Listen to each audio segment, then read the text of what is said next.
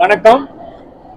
International nurses டே அப்படிங்கிற அந்த செவிலியர் தினத்தை முன்னிட்டு hair donation program Tamil Nadu nurses அசோசியேஷன்ல இருந்து ஆர்கனைஸ் பண்ணி 16 nursing colleges, almost 250 nursing students, faculties, 2 principals எல்லாருமே கேன்சர் பேஷண்ட்ஸ்க்கு இழந்த முடிய அவங்களுக்கு ஹேர் டொனேஷன் மூலமா அவங்களுக்கு ஒரு சேவை செய்யறதுக்காக இங்க அபிராமி நர்சிங் காலேஜ்ல சேர்ந்திருக்கோம்.